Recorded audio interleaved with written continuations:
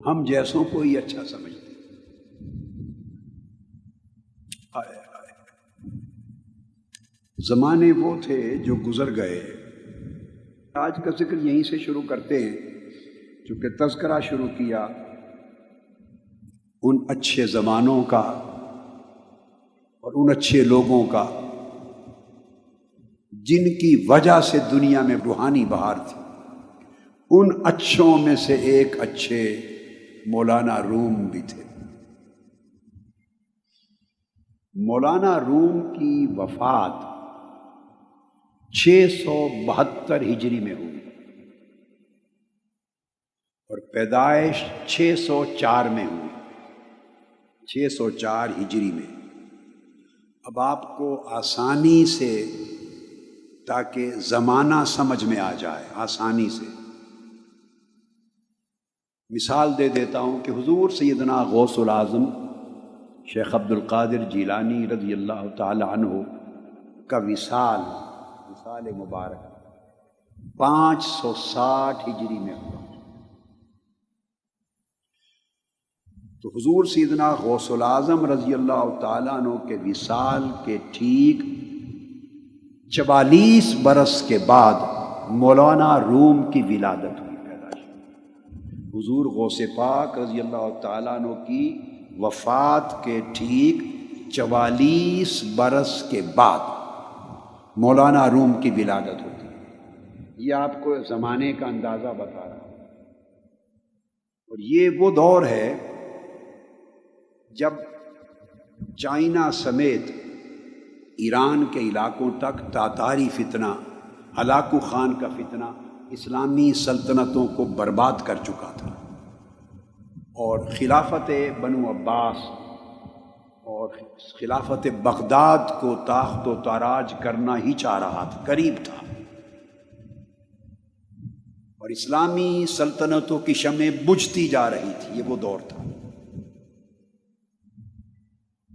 مگر اسی وقت یہ جو ترکی کے علاقے ہیں، کونیا، یہ صحرائے کوچک اور یہ سارا وسطی علاقہ، یہ جو علاقہ ہے، ادھر ہلاکو خان اور چنگیز خان نے اپنے نمائندے اور لشکر بھیج دیے ہوئے تھے، اور مسلمانوں کی سلطنتیں تیرہ و تار تھی، چھوٹے چھوٹے ٹکڑے تھے، الگ الگ چھوٹی چھوٹی ریاستیں تھیں، برائے نام کوئی سلطنت تھی، قبائل تھے، قبیلے تھے، ان کے حکمران تھے، ان کی اپنی چھوٹی چھوٹی فوجیں تھیں، کاروان سرا تھے، صوفیاء کی خانقاہیں تھیں، کوئی مسجدیں تھیں، جداگانہ ماحول تھا۔ اور جب کوئی سلطنت مؤثر نہ تھی تو اس روئے زمین پر لوگوں کے دلوں میں ایمان کی شمع صوفیاء کرام کے ذریعے روشن تھی۔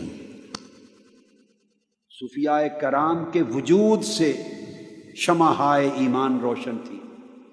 اور اسی دور میں یہ جو بعد میں خلافت عثمانیہ بنی ہے، سلطنت عثمانیہ، اس کی داغ بیل ڈالنے کی جد و جہد ہو رہی تھی۔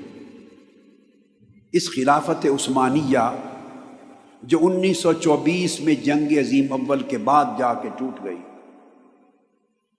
اس کا بانی ارطغرل خان، لکھنے میں ارطغرل آتا ہے، ارطغرل، مگر ٹرکش زبان میں غین نہیں بولتے، ارطغرل، یہ بانی ہے۔ وہ ایک نئی اسلام کی عالمی سلطنت قائم کرنے کے لیے تگ و دو اور جد و جہد کر رہا تھا، مار کے ہو رہے تھے۔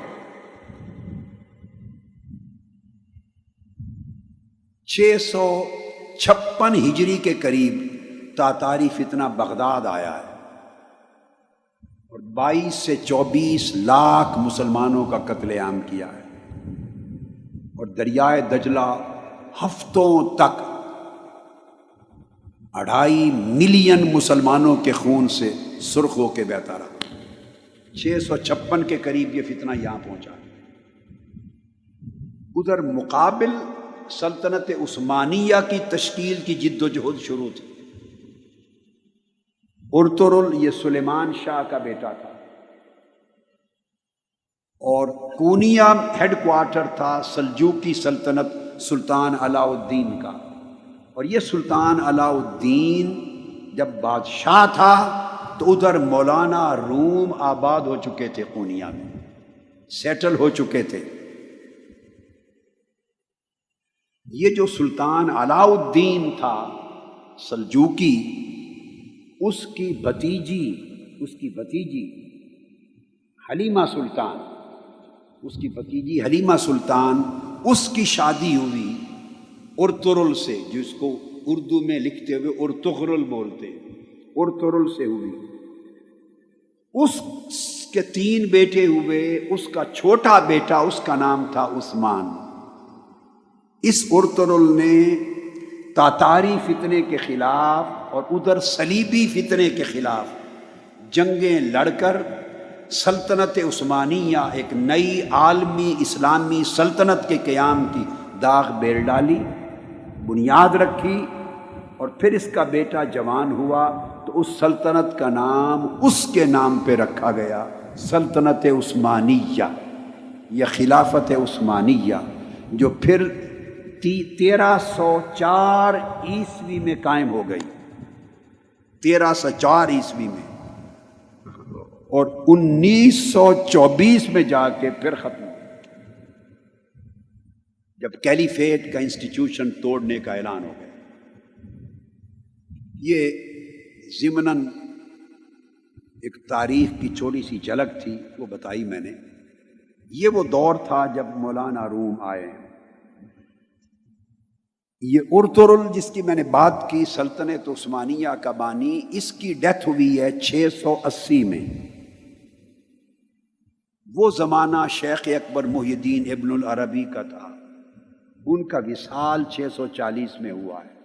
وہ ان سے رہنمائی لیتا تھا قدم قدم پہ سلطنت عثمانیہ کے قیام میں، ٹرکش سورسز، تاریخی سورسز کے مطابق ان کی لمحہ بلمحہ رہنمائی تھی شیخ اکبر محی الدین ابن العربی کی۔ سمجھانا مقصود یہ ہے کہ جب لوگوں کے دل ٹوٹ گئے تھے، سلطنتیں منتشر ہو گئی تھی، حکومتیں تیر و تار ہو گئی تھی، امت مسلمہ کا کوئی مرکزی محور نہیں تھا ان کو سنبھالنے والا، تو عالم اسلام کے اندر مسلمانوں کا ایمان صوفیاء کی وجہ سے قائم تھا، محفوظ تھا۔